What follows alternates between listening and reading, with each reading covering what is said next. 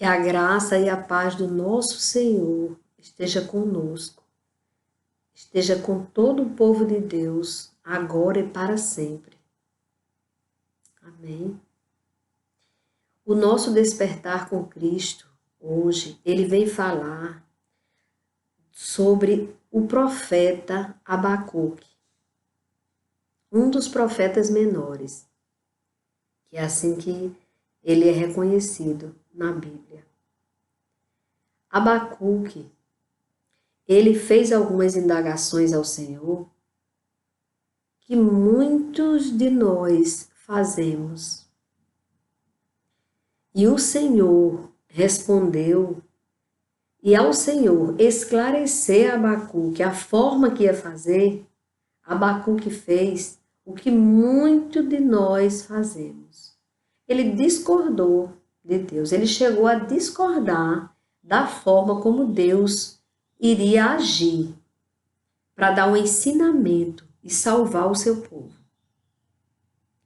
O povo de Deus, no tempo de Abacuque, estava muito rebelde, porque nós sabemos que o povo de Deus, eles são muito cheios de altos e baixos.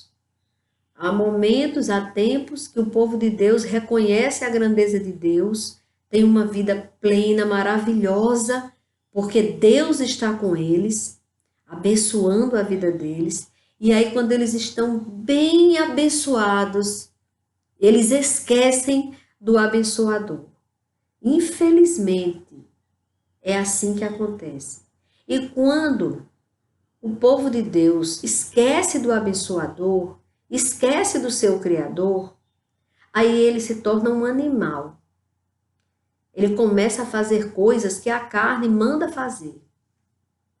E aí, as atitudes deles são atitudes totalmente reprováveis.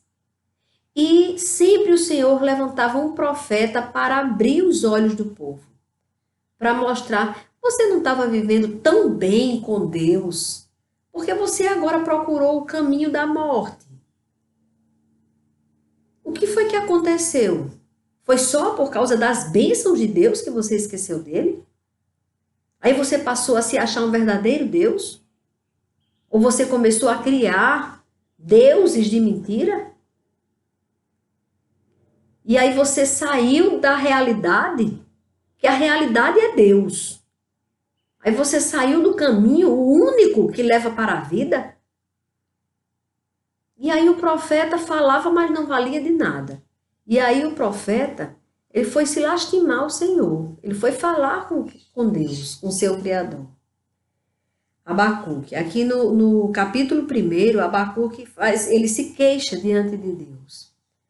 Até quando, Senhor, clamarei pedindo ajuda e tu não me ouvirás?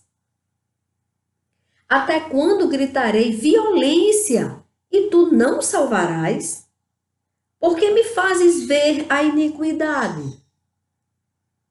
Ele começou a reclamar com Deus porque ele queria que Deus imediatamente acabasse com aquela violência, talvez destruindo aquela pessoa que estava agindo com violência.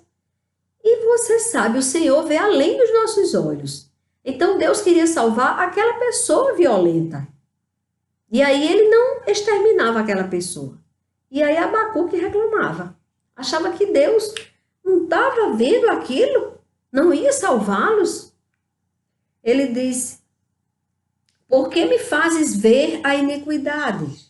Por que toleras a opressão? Achando que Deus estava tolerando a opressão. Não sabia que Deus estava trabalhando com o opressor. Aí ele diz, pois a destruição e a violência estão diante de mim. Há litígios e surgem discórdias. Por isso, a lei se afrouxa e a justiça nunca se manifesta. Porque os ímpios cercam os justos e assim a justiça é distorcida. O que é isso?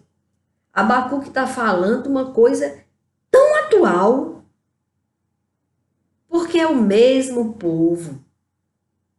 Nós somos iguais aqueles que quando estão abençoados, cheios da presença de Deus, cheios da graça de Deus e cheios de bênçãos, esquecemos do abençoador. Então, aquele povo estava fazendo a mesma coisa que hoje nós estamos fazendo. Aquele povo se esqueceu de Deus, a justiça se tornou frouxa, ela se afrouxou, ela se adequou às coisas erradas. Já não é mais justo. Até a imprensa, que todo mundo confiava tanto que só sairia ali a verdade, imparcial. Não, ela também entrou na história. E ela está sendo muito usada para distorcer a verdade. Para distorcer a justiça. Vejam que nós estamos vivendo isso que Abacuque estava vivendo. Ali, no seu tempo. A mesma coisa. Era destruição, violência, litígios, discórdias. Pai tem que ficar debaixo da lei do filho. Quem decide é ele, até o sexo dele. A partir de 8 anos ele vai decidir aí se ele quer ser homem ou mulher. E o pai fica calado para não ser processado. Ô justiça! Essa justiça toda distorcida, toda frouxa, que vai de acordo com a conveniência. Que justiça é essa? Mas estava acontecendo assim, no tempo de Abacuque. E quando ele fala, ele se queixa diante do Senhor, ele fala isso para Deus, ele tem uma resposta de Deus. Talvez não tenha sido a resposta que ele queria ouvir, mas foi o certo. Aquilo que parecia que Deus estava fazendo errado, estava fazendo certíssimo. Deus falou para ele: olhem entre as nações e vejam, fiquem maravilhados e admirados, porque no tempo de vocês, eu realizo obra tal que vocês não acreditarão. Se alguém lhes contar, vocês não vão acreditar.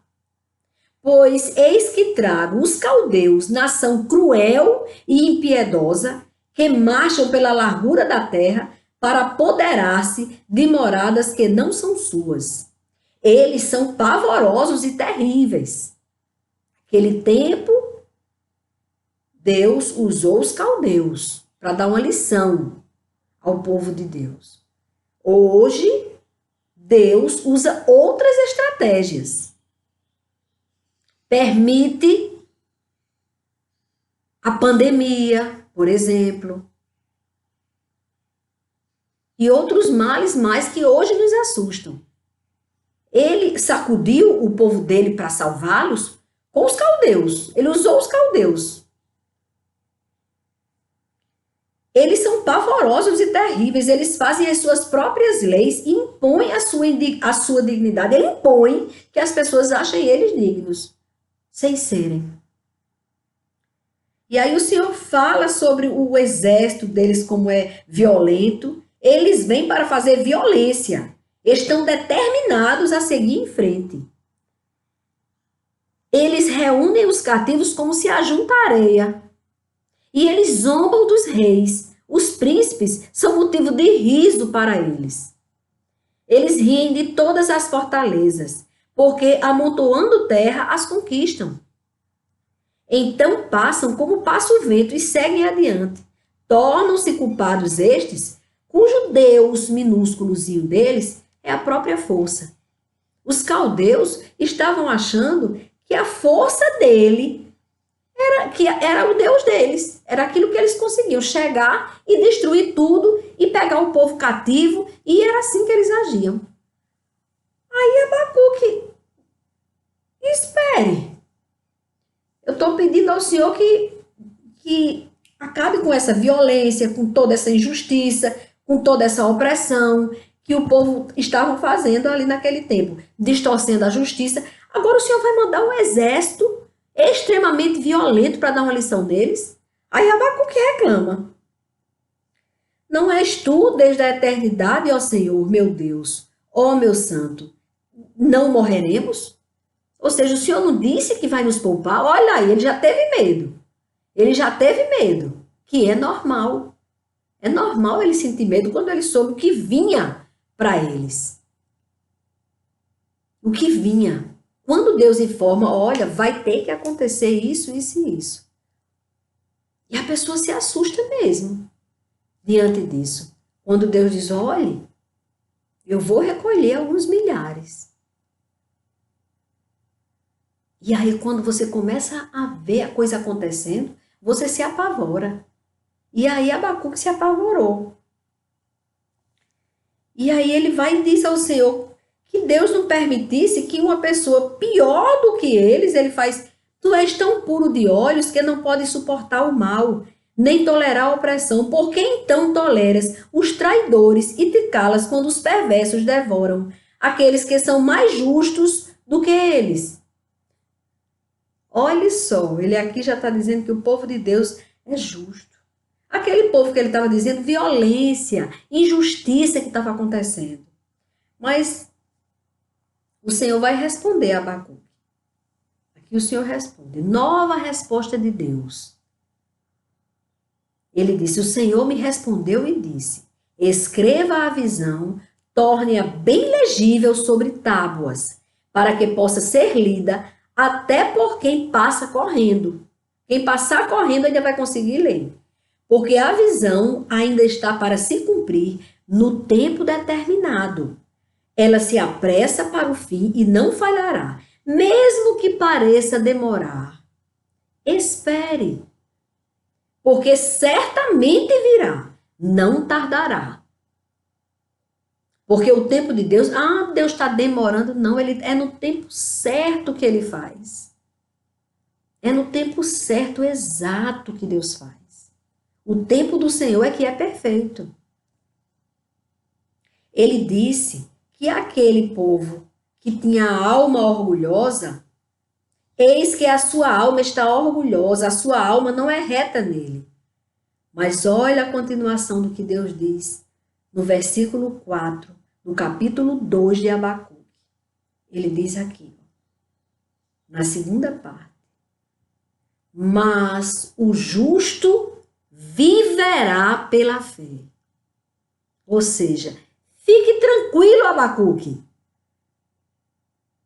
O justo não será atingido. Vai dar tudo certo. Ele vai conseguir vencer. Ele vai ver a justiça se tornar justa. Ele vai ver que vai acabar a distorção. Ele vai ver que a violência não vai mais atingi-lo. O justo vai ver isso. Porque o justo viverá pela sua fé. Assim como o vinho é enganoso, também o arrogante não se contém. O seu apetite é como a sepultura. Ele é como a morte, que nunca se farta. O ímpio continua procurando a impiedade e vai perecer. Só que Deus diz, calma, tem um tempo de tudo. Tenha calma. E aqui ele vai explicar sobre os 5 ais que vai ocorrer sobre os caldeus. E aqui ele mostra o que vai acontecer também sobre os maus. Não só sobre aqueles que precisavam da lição dos caldeus, que Deus usou os caldeus para dar uma lição ao povo dele, para o povo dele ser salvo. Mas também para ensinar os caldeus que eles não tinham poder. Quem tem o fôlego da vida é Deus.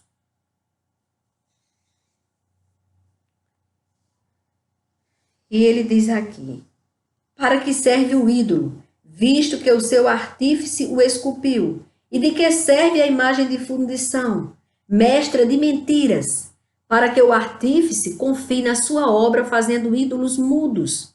Ai daquele que diz à madeira, acorde, e que diz à pedra, levante-se. Pode o ídolo ensinar? Eis que está coberto de ouro e prata, mas no seu interior não há fôlego nenhum.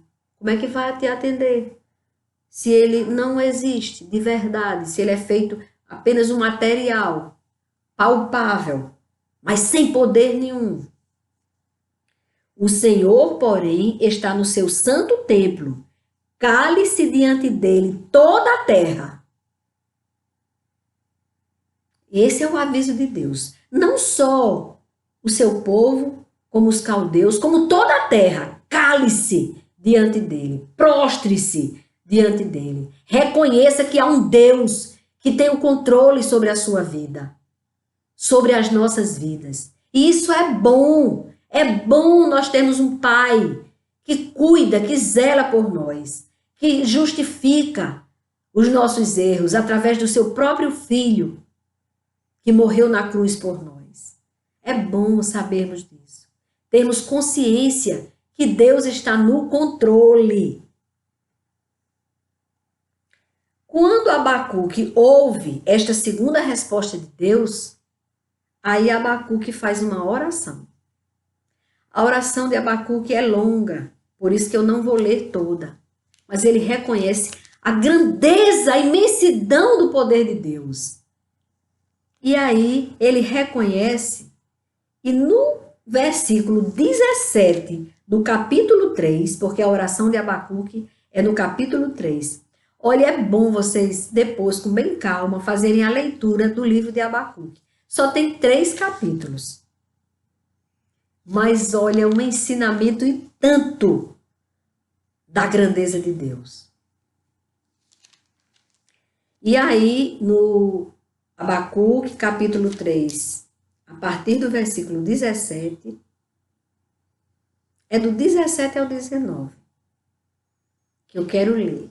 Porque, para mim, esta parte da oração dele é a parte mais importante, porque aqui ele revela o que ele realmente descobriu. A verdadeira essência de Deus e o domínio que Deus tem sobre tudo. E que mesmo quando tudo pareça errado, Deus continua no mais alto e sublime trono, cuidando dos seus. Dos seus. Ele já disse aqui. Ele já disse aqui que o fiel. Foi aqui que ele disse. O justo viverá pela fé. Aí aqui ele vê a grandeza de Deus, como Deus age e diz: ainda que a figueira não floresça, nem haja fruto na videira, ainda que a colheita da oliveira decepcione, e os campos não produzam mantimento, ainda que as ovelhas desapareçam do aprisco, e nos currais não haja mais gado, mesmo assim, eu me alegrarei no Senhor e exulto no Deus da minha salvação. O Senhor Deus é a minha fortaleza, é a tua fortaleza. Ele diz, o Senhor Deus é a minha fortaleza, ele dá aos meus pés a ligeireza das corças e me faz andar nas minhas alturas. Aí Abacuque, toda a angústia que estava sobre Abacuque, toda a tristeza, o senso de injustiça, a revolta com as leis frouxas, com o povo rebelde e violento. Tudo aquilo, toda aquela tristeza que ele estava sentindo, ele começou a alegrar-se no Senhor. Quando ele entendeu que Deus trabalha por nós e que o tempo do Senhor é perfeito. Ele deixou de cobrar a Deus uma atitude naquele segundo que ele queria. Porque Deus sabe como está trabalhando para salvar. Deus não estava preocupado só em satisfazer Abacuque, ou a mim, ou a você. O cuidado de Deus era de salvar e alcançar mais vidas. Por isso que demorou um pouco mais. para os homens, mas estava no tempo certo do Senhor agir. Esta é a minha esperança, irmãos. Esta é a esperança que eu quero que esteja em você hoje. É a certeza que nós temos que há um Deus no céu, Criador dos céus e da terra, e do mar, e de tudo que há neles. O Senhor dos exércitos, Ele está lutando por você, mesmo que esteja doendo. Mas foi preciso abrir a ferida. Foi preciso. E agora o Senhor está ligando essa ferida. Ele está sarando, derramando bálsamo de cura. E às vezes até no derramar do bálsamo, dói, arde um pouco. A ferida está tão aberta ainda. Mas eu creio, irmãos, enquanto que a previsão do mundo é que tudo vai piorar, na previsão do meu Senhor é que agora tudo vai melhorar. A igreja do Senhor vai ficar cheia do Espírito Santo de Deus. Ela vai voltar fortalecida, renovada. Nós somos a igreja do Senhor.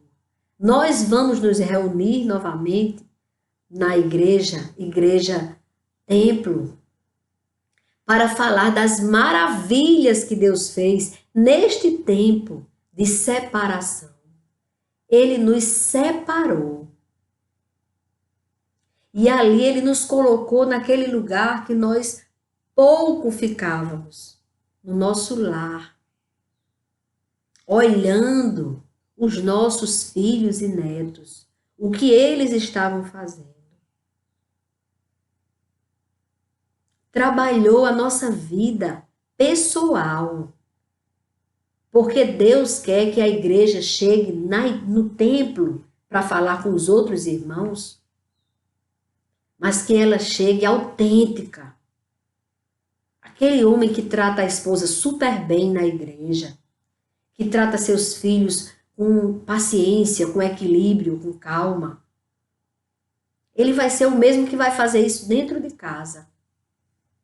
Mas não é porque ele vai afrouxar a disciplina dele dentro de casa, não. Ele tem que lembrar que ele tem a obrigação de disciplinar os seus filhos. Essa ideologia aí que se você estiver ensinando o seu filho o caminho que deve andar, você vai responder a um processo criminal, tem que acabar. Tem que acabar essa ideologia satânica. Porque se você não ensinar o seu filho, quem é que vai ensinar? Quem é que vai ensinar o seu filho? O mundo? Olha como é que o mundo está. Quem é que vai ensinar o seu filho? Os jogos que ensinam a matar, a roubar e a destruir, a ganhar ponto. Como é que você vai tratar esse filho para que ele não te faça vergonha na igreja? Com disciplina, é claro. Com amor, discipline com amor. Tenha autoridade sobre o seu filho sem precisar de bater nele. Não precisa mesmo bater no filho, não. Mas se precisar, que a lei que diz que o pai não pode ensinar o filho, ele não pode ser violento com seu filho, ele não pode ser abusar da sua autoridade paterna. Tá certo?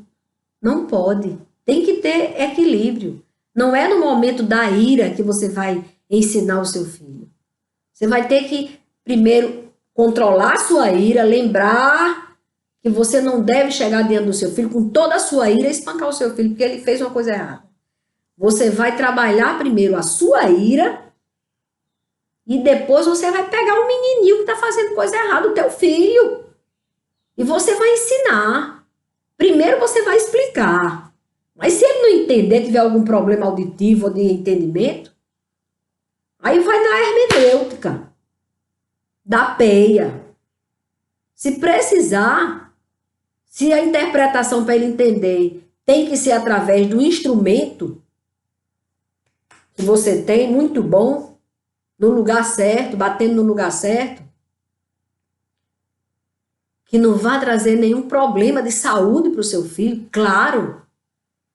Mas admoeste, ensine o seu filho o caminho que deve andar. Eu confio em Deus que agora a igreja do Senhor renovada, depois desta pandemia, de tudo isso que nós estamos sofrendo, nós vamos cobrar do legislativo leis que nos permitam ensinar o nosso filho o caminho que deve andar, sim. Porque nós amamos os nossos filhos. O amor dos pais é o amor que chega mais próximo do amor de Deus por nós. Então não é espancando o filho, mas é ensinando. Aí se o filho precisar de uma surra, a velha e eficiente surra, aí vai na surra. Basta só uma. Não precisa de mais de uma. Que ele aprende. Se for uma bem dada, sem trazer nenhum problema, lesão corporal de natureza grave. Aí você fazendo aquilo, ele não vai mais querer, porque ele viu que doeu. Foi porque ele desobedeceu. Ele estava tão mal acostumado a desrespeitar os pais, que aí chegou a esse extremo. Outros não. Outros vão entender, ó, meu filho, porque é o seguinte. Se você não fizer isso do jeito que eu estou dizendo hoje, você pode ter certeza que você vai experimentar uma coisa que você nunca imaginou experimentar na sua vida. Uma boa surra. Aí, se você não quiser essa boa surra, vai doer. Então, você faça o seguinte, me obedeça. Aí, se o menino for inteligente, ó, nem vai entrar na terceira etapa, na peia. Entendeu? Porque se você não ensinar o seu filho, a polícia vai ensinar. Olhe que ela não tem o amor do pai nem da mãe. Olhe que quando o rapaz que é acostumado a desrespeitar os pais, quando uma autoridade, um policial pedir o documento dele, ele vai dizer, não entrego. Por que eu vou lhe entregar? Acostumado a desobedecer. Aí ele vai sentir pela primeira vez uma dor física, porque ele vai receber aquilo que a autoridade já está, ela tem poderes para isso. Se você desacata a autoridade, ela vai usar a força até onde a lei permite. E olhe que a lei permite até que se você puxar uma arma contra um policial, você vai levar um tiro. E de preferência, vai morrer. Para que o policial, deixando você vivo, você não dê um tiro nele. Então, para não se chegar a este extremo, obedeça a seus pais. E você, pai, que não quer ver o seu filho morto porque um policial ou bateu ou então atirou no seu filho porque seu filho era muito rebelde. Então, para não ver isso, ensine o seu filho em casa, no dia a dia. Dê bom exemplo. Ele nunca vai responder por violência doméstica se ele vir o senhor respeitando a sua esposa. Sua esposa nunca vai passar vergonha se ela honrar o senhor. E você, mulher, honre o seu marido. Se dê ao respeito para você ser amada e respeitada pelo seu esposo e pelos seus filhos. Ele vai te tratar com toda honra e respeito. Você se dando ao respeito para evitar a violência doméstica. Olha, se você entender como é que Deus quer que a mulher faça dentro de sua casa, para você ter uma ideia, em Provérbios diz, a mulher sábia edifica a sua casa. Nós, como conselheiras do nosso esposo, como aquela que ama tanto os seus filhos e que temos autoridade sobre eles, porque essa história do filho desrespeitar a mãe porque está vendo o pai desrespeitando, é aí onde começa todo o problema. É dentro de casa. Por isso que Deus permitiu a quarentena, minha gente. Para a gente saber como é que deve ser dentro de casa. Aproveitem esse tempo para aprender a amar. Quando o homem casa, se ele quiser ser muito feliz no casamento, ele case pensando como é que eu vou fazer minha esposa feliz, como é que eu vou fazer os meus filhos felizes. E você, mulher, quando você casa, não vá casar pensando eu quero que ele me faça feliz, eu quero que ele me faça feliz. Você case pensando como é que eu faço, quais as coisas que eu devo fazer para que meu esposo seja feliz, se sinta honrado, amado. Porque quando você entrar no casamento pensando assim, mesmo que ele tenha vindo pensando assado, pensando diferente, porque foi mal ensinado pelos seus pais, você, com o seu amor, vai ensiná-lo. Vai dizer, olha, eu não vou agora porque você me gritou, gritar você e ver quem grita mais alto e ficar para ver quem é que até chegar na delegacia. Não. Você vai me respeitar a partir de hoje, porque eu te respeito. Você é o homem que eu escolhi para viver pro resto da minha vida.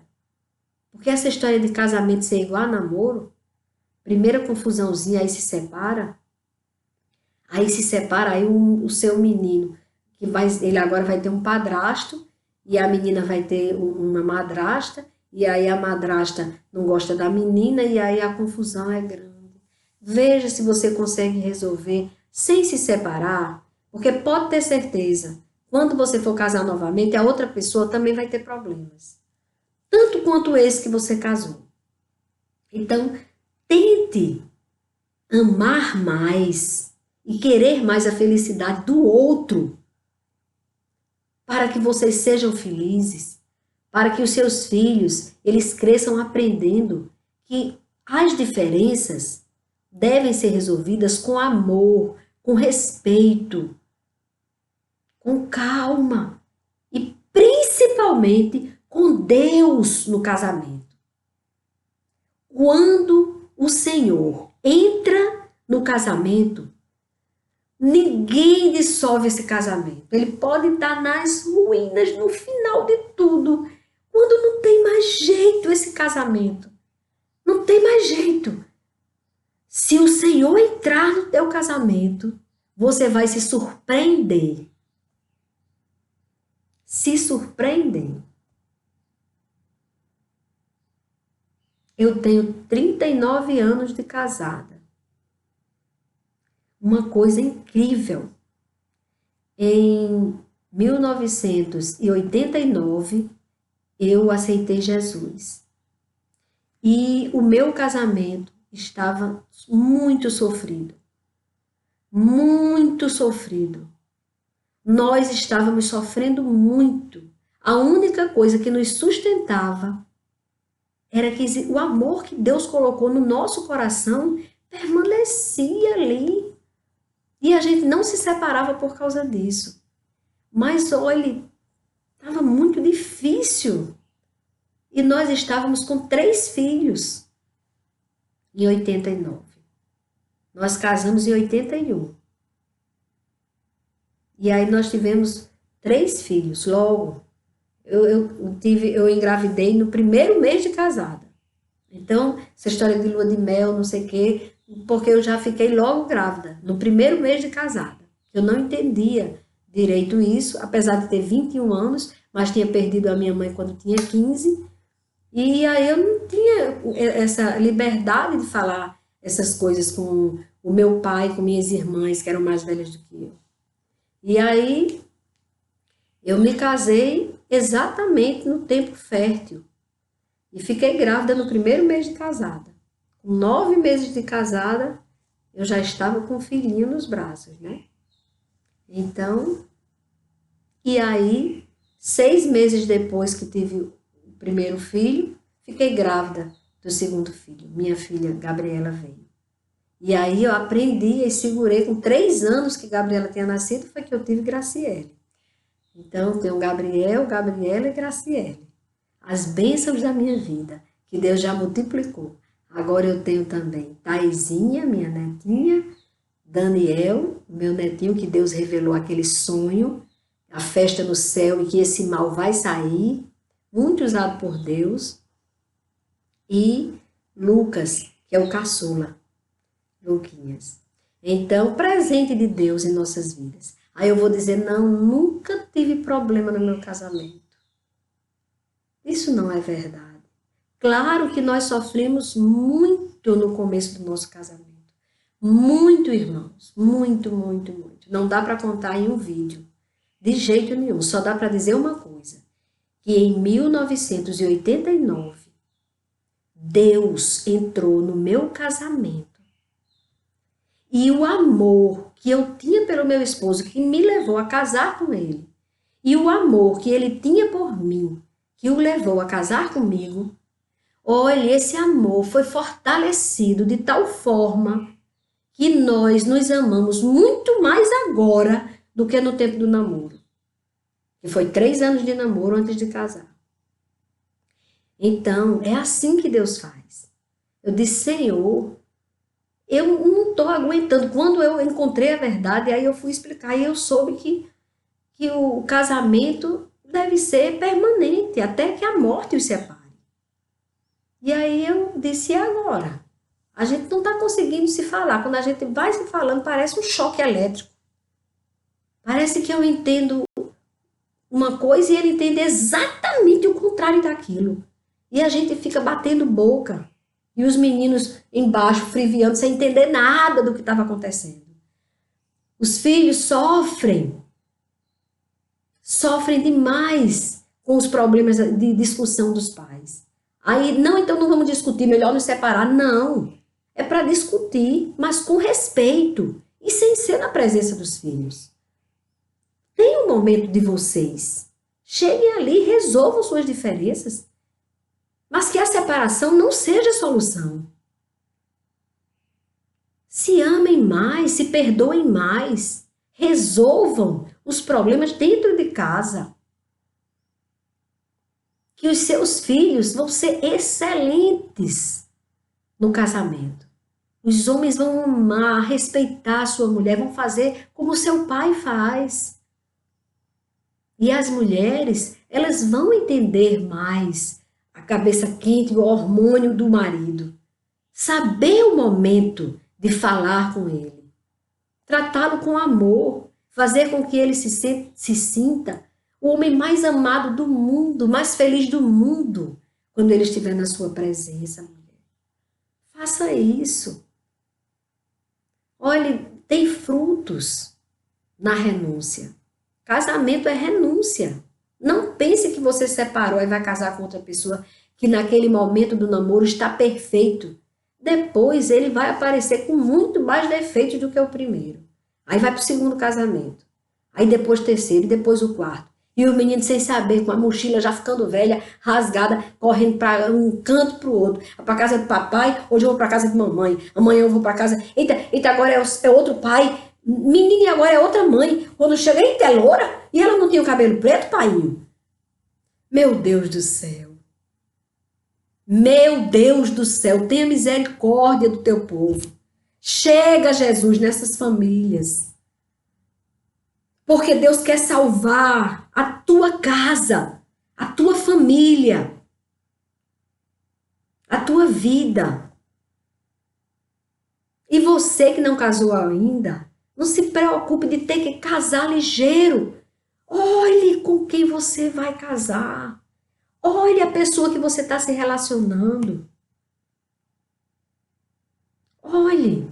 E não fique só trocando de pessoas. E hoje o namoro já tem que ter relações íntimas. Isso é uma confusão muito grande, porque aí às vezes gera um filho indesejado. Aí vem um problema muito grande. Além do que, se você se guardar para aquela pessoa que Deus escolher para você, você vai ser muito mais feliz. Não case por casar. Não case só para dizer, pronto, agora eu sou casada, não sou mais solteira. Não é assim. Essa ansiedade, ela não vem de Deus. Deixe as coisas acontecerem naturalmente. E se você não casar, também não tem problema. O mais importante é você viver em comunhão com Deus. Procurar felicidade em Deus, que você vai encontrar nas demais coisas. O casamento, muitas vezes, é uma porta de uma terrível infelicidade. Por isso aquele ditado, antes só do que mal acompanhada. Então, não tenham pressa. Agora que o seu lar tenha o membro principal do seu lar. O primeiro é o Senhor Jesus. Na hora que Jesus faz parte da sua casa, ele sendo um membro valioso, respeitado, ele sendo o Senhor, na hora que o marido for dar um grito com desrespeito com sua esposa, ele vai dizer, meu Senhor, o Senhor faria como nessa situação? Porque a minha vontade agora é de dar um grito, é de jogar tudo para o alto. Aí Jesus, através do Espírito Santo de Deus, que habita na terra e no coração daquele que o procura, ele vai te dar estratégias. Ele vai te dar calma, vai tirar a ira, vai te mostrar como é que você vai tratar. Porque você quer ser respeitado por sua esposa, comece respeitando. E se um dia ela vier com a história de lhe gritar, de desrespeitar, aí você chame a atenção dela. Ei, você não pode me gritar assim. Vamos nos tratar com respeito para os nossos filhos aprenderem daqui, de dentro de casa. Para quando chegar lá fora, não desrespeitar os professores, não desrespeitar as autoridades, não desrespeitar o idoso, aquele que passa perto de você, tratar com respeito. E aí tudo vai melhorar quando Jesus faz parte do lar, sendo um lugar de destaque na sua casa. Quando Jesus é Senhor do seu lar, aí tudo fica no seu devido lugar. Aí essa história da mulher, o marido pede, por favor, me traga tal coisa aqui. Aí ela, o quê? Você está pensando que eu sou submissa a você, que você vai... Mas não, aquele marido que levou a água para ela na cama, ele pode muito bem pedir, ela vem com todo o prazer do mundo trazer água para ele, quando ele pedir.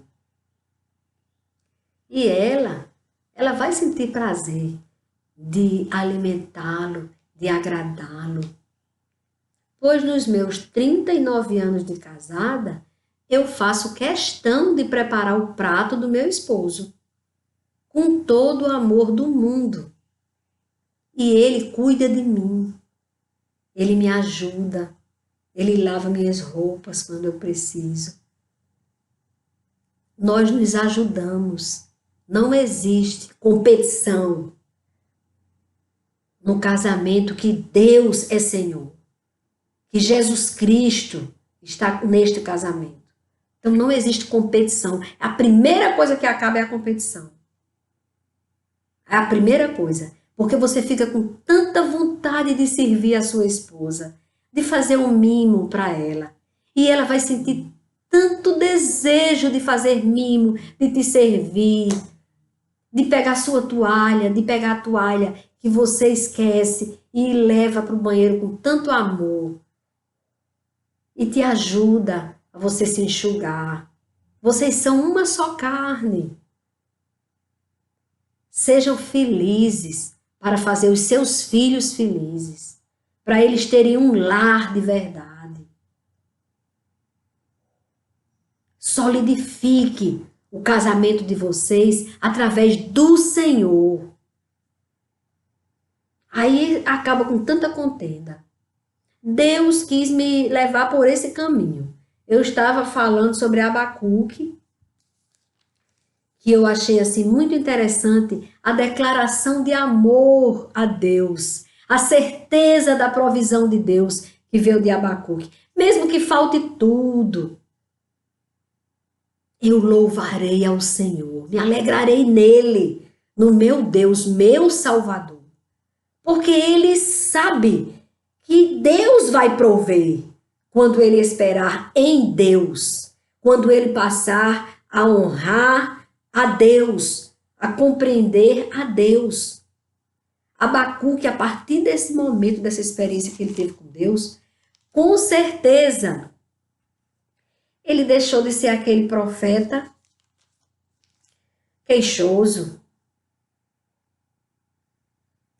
que não entendia por que Deus... Ele chega até a perguntar por que toleras a opressão. Ele já estava achando que Deus estava concordando com aquilo, porque não tinha sido no momento que ele quis. Irmãos, vamos meditar em tudo que Deus nos falou hoje. Vamos buscar a verdadeira comunhão com o nosso Criador. Vamos ser felizes com Deus em nossas vidas. O porvir a Deus pertence. Não são as previsões dos homens que vão dizer se vocês vão ser felizes ou não. Mas o teu Criador, o autor da vida, ele, a última palavra é dele. Ele nos ama. Ele está cuidando de você e de mim. Alegre-se. Não tenha ansiedade nenhuma. Ele proverá. Descansa nele. Confia nele. Comece a glorificá-lo. Faça como Abacuque. Ore com ele, fale com ele. Que ele seja teu amigo mais íntimo. Que ele seja senhor da sua casa e da sua vida. Para que você encontre a verdadeira paz todos os dias de sua vida. E que dure anos e anos e anos na presença do Senhor, sem vacilar, sem olhar para trás. Olhe que a mulher de Ló, Deus deu a oportunidade dela sobreviver na destruição de Sodoma e Gomorra. Ló, seus filhos e ela, a esposa de Ló, ela olhou para trás. Ela ou foi curiosa para olhar o que estava acontecendo lá, ou ela lembrou de alguma joia que ela esqueceu lá. Mas ela olhou para trás. Ela, por algum momento, ela foi saudosa. Ela se preocupou com aquilo que estava ali, que já não fazia parte. Ela ia viver e ali era morte. Mas ela paquerou com a morte. Aí morreu. Não olhe para trás. A partir de hoje, só olhe para Jesus. Olhe para frente. Ah, então está muito difícil, o problema existe, existe. Então eu vou me ajoelhar e vou pedir ao meu Senhor para ele resolver. E ele vai resolver, você vai surpreender. Porque ele pode todas as coisas. Ele pode tudo. O nosso Senhor pode tudo. Pode também nos castigar quando a gente precisa. Mas não é um castigo. É um ensinamento. É um ensinamento que Deus faz. Ali ele precisou permitir que os caldeus tirassem aquela paz que nem existia naquele povo no tempo de Abacuque. Porque aquele povo não tinha mais paz. A bagunça estava grande. Para Deus mandar os caldeus até lá para dar uma lição neles, era porque o negócio estava sério. A coisa estava séria. A bagunça estava grande. As leis estavam frouxas. A justiça distorcida. Que Deus nos ajude. Que Deus abra os nossos olhos espirituais para ver uma mudança total em nossas vidas. No nome de Jesus, só nele nós vamos conseguir. Mas vamos conseguir, porque estamos pedindo ao único que pode resolver. Que ele faça parte de nossas vidas, de nossas famílias. Que Deus restaure a sua família. No nome de Jesus. Amém, irmãos. Amém.